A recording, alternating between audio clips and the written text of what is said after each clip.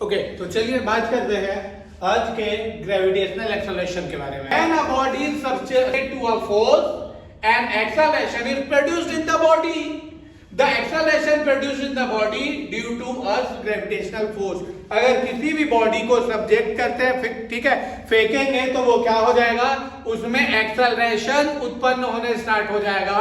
और ये जो एक्सेलरेशन है वो किसके कारण उत्पन्न हो रही है, तो ये जो एक्सेलरेशन है वो पृथ्वी के किसके कारण, ग्रेविटेशनल फोर्स के कारण उत्पन्न हो रही है, जिनको क्या बोलते हैं, ग्रेविटेशनल एक्सेलरेशन। क्या बोलेंगे, acceleration is denoted by small g. Gravitational acceleration को किससे रिप्रेजेंट करेंगे, स्मॉल जी से रिप्रेजेंट करेंगे।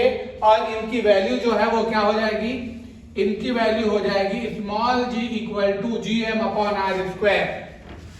लिखा है g equal to g m upon r का स्क्वायर। ठीक है, इनका मतलब क्या है, स्मॉल जी क्या बताया मैंने, ग्रेविटेशनल एक्सेलरेशन, ठीक है, और एम क्या है, मास ऑफ अर्थ। क्या है, अब हम क्या करेंगे, डिराइव करेंगे फॉर्मूला। ठीक है, मतलब हम क्या करेंगे, स्मॉल जी की जो वैल्यू है वो क्या आएगी, इक्वेशन क्या होगा, इनके बारे में बात करेंगे। ठीक है, तो उनको समझने के पहले क्या समझ लेते, देखिए, with the help of Newton's law of motion, Newton's law of gravitation हो जाएगा, है ना। ठीक है, we can find value of g. मतलब देखिए यहां पर न्यूटन्स लॉ ऑफ मोशन भी अपन यूज करेंगे, है ना, और क्या करेंगे, न्यूटन्स लॉ ऑफ ग्रेविटेशन भी यूज करेंगे। ठीक है, तो दोनों को अपन यूज करके क्या करेंगे, ग्रेविटेशनल एक्सेलरेशन स्मॉल जी की वैल्यू फाइंड करेंगे। ठीक है, तो कैसे फाइंड करेंगे, तो देखिए, suppose a body of mass m is placed on surface of earth. मतलब ये कि मान लीजिए ये क्या है, हमारा अर्थ है, ठीक है, और अर्थ के सरफेस पे एक बॉडी रखी हुई है जिनका मास क्या है, स्मॉल एम है। ठीक है, और अर्थ का जो मास है वो हम क्या ले लेते हैं, कैपिटल एम। मतलब कि क्या, मतलब ये कि mass of earth is capital M and mass of object is small M.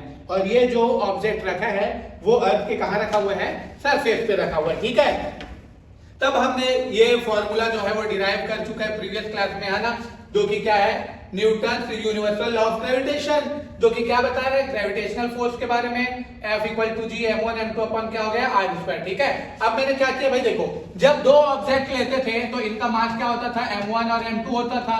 दोनों के बीच की दूरी हमने क्या लिया था, r। तो दोनों के बीच लगने वाला फोर्स हमने कैसे डिराइव किया था, F equals to G m1 m2 upon क्या हो गया था, दोनों के बीच की डिस्टेंस r का स्क्वायर हो गया था। लेकिन अभी हम जब बात कर रहे हैं अर्थ के बारे में, ठीक है, तो अर्थ का मास ले लेंगे m और उसके सरफेस पर क्या रखा है, स्मॉल m मास का कोई ऑब्जेक्ट रखा है। तो इनके बारे में बात करेंगे ना, तो इनके बारे में बात करेंगे तो इनके बीच लगने वाला फोर्स क्या हो जाएगा, F is directly proportional to m and F is inversely proportional to दोनों के बीच की जो डिस्टेंस है। मतलब कि क्या, तो दोनों के बीच की जो डिस्टेंस है वो क्या है, रेडियस ऑफ अर्थ। क्यों भाई, देखिए ये अर्थ है, इनका मास क्या है, कैपिटल है, इनका रेडियस क्या हो गया, r। अब भाई इनके सरफेस में ही तो स्मॉल m मास का ऑब्जेक्ट प्रेजेंट है ना, तो दोनों के बीच की जो डिस्टेंस है, मतलब ये अर्थ जो है ना, उनकी जो डिस्टेंस है कहां से मेजर करते हैं, सेंटर से। ठीक है, तो अर्थ के सेंटर से स्मॉल m मास के ऑब्जेक्ट का जो डिस्टेंस है वो क्या हो जाएगा, कैपिटल R हो जाएगा। तो ये क्या हो जाएगा, 1 अपॉन r का स्क्वायर। दोनों इक्वेशन को जब मिला के लिखेंगे तो क्या मिल जाएगा, F proportional to m upon r का स्क्वायर। और जब कभी भी प्रोपोर्शनल हटाएंगे तो एक कांस्टेंट लग जाता है, जो कि क्या है, यूनिवर्सल ग्रेविटेशनल कांस्टेंट। ये वैल्यू क्या हो जाएगी, F equals to G m upon क्या हो जाएगा, r का स्क्वायर हो जाएगा। ये हो जाता है। ठीक है, तो इस तरीके से हमने ये फाइंड कर लिया, इसको ले लिया क्या, इक्वेशन नंबर 1। ठीक है, देन उसके बाद क्या हो जाएगा, देखिए, अब देखिए, अब समझते हैं कि स्मॉल जी को हम डिराइव कैसे करेंगे। तो सबसे पहले देखिए, अभी हमने समझा क्या, अभी हमने एक इक्वेशन लिया था जो कि क्या था, F equals to G m upon r का स्क्वायर। ये हो गया हमारा क्या, इक्वेशन नंबर 1। ठीक है, अब क्या करेंगे, देखिए, अब एक और इक्वेशन लेंगे। कौन सा इक्वेशन लेंगे, जो कि क्या है हमारा, Newton's second law of motion, जो कि क्या बोलता है, force F equals to m into a। तो यहां अभी हम किसके बारे में बात कर रहे हैं, ग्रेविटी के बारे में, अर्थ की ग्रेविटी के बारे में, ठीक है। तो यहां पर जो एक्सेलरेशन होगा वो एक्सेलरेशन ए ना होकर के ग्रेविटेशनल एक्सेलरेशन होगा, क्योंकि हम किसके लिए बात कर रहे हैं, अर्थ के लिए बात कर रहे हैं, ठीक है। तो अर्थ के लिए हमारा एक्सेलरेशन क्या होता है, ग्रेविटेशनल एक्सेलरेशन, ठीक है। तो force is a product of mass and acceleration, इसलिए F इक्वल्स टू क्या हो जाएगा, mg। ये हम ले लेते हैं इक्वेशन नंबर 2, ठीक है। अब ये क्या हो जाएगा, देखिए you can see from equation 1 and 2 दोनों का जो लेफ्ट साइड है वो क्या है, इक्वल है।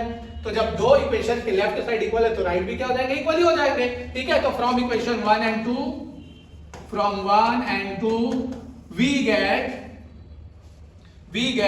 mg equals to gmm upon r का स्क्वायर हो जाएगा, ठीक है। अब यहां क्या हो जाएगा, देखिए स्मॉल m इंटू में नीचे आके डिवाइड हो जाएगा, दोनों क्या हो जाएंगे, कैंसिल हो जाएंगे। तो स्मॉल g की वैल्यू क्या आ जाएगी, कैपिटल Gm अपॉन r का स्क्वायर, ठीक है। Where small g is a gravitational acceleration, capital G universal gravitational constant and m stands for mass of earth and capital R is a radius of earth, ठीक है।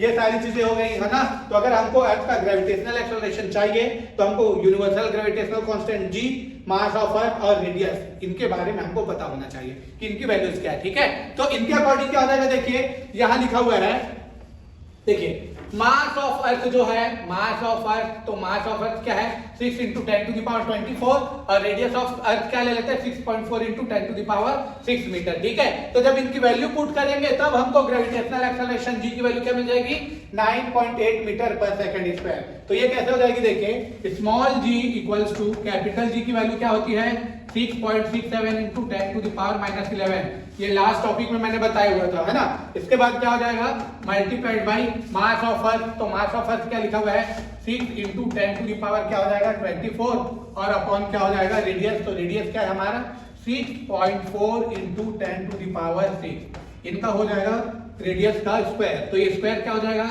इस तरीके से हो जाएगा। तो जब अब हम इनको क्या करेंगे, सिंप्लीफाई करेंगे, ठीक है। तो सिंप्लीफाई करने के बाद में जब हमको स्मॉल g की वैल्यू मिलेगी तो वो हो जाएगी 9.8 मीटर पर सेकंड स्क्वायर। ये होता है अर्थ का ग्रेविटेशनल एक्सेलरेशन, जो कि लगभग किनके इक्वल है, small g equal to approx equal to 10 metre पर सेकंड स्क्वायर। तो क्या कर सकते हैं, अर्थ का जो ग्रेविटेशनल एक्सेलरेशन है वो होता है 9.8 मीटर पर सेकंड स्क्वायर, जिसको 10 मीटर पर सेकंड स्क्वायर भी ले सकते हैं, ठीक है। इनके अलावा क्या है जनरल फीचर्स ऑफ अर्थ, तो देखिए ये गिवन है mass of earth 6 into 10 to the power 27 gram में है, और अगर इसको किलोग्राम में लेंगे तो क्या हो जाएगा 10 to the power 24। Radius of earth kilometre में दिया है, क्या दिया है, रेडियस ऑफ अर्थ 6378 किलोमीटर, ठीक है। और अगर इसको किस में ले लेते हैं, मीटर में लेंगे ना, तो मीटर में रेडियस क्या आ जाएगा, रेडियस ऑफ अर्थ आएगा 6.4 into 10 to the power 6 metre होगा, ठीक है। इनकी डेंसिटी दी हुई है ना, खैर इनके बारे में भी हमको डिस्कशन नहीं करना है, ठीक है। हमको क्या करना था, gravitational acceleration of earth find करना था, जिनकी वैल्यू क्या हो जाएगी अर्थ के लिए 9.8 मीटर पर सेकंड स्क्वायर, ठीक है।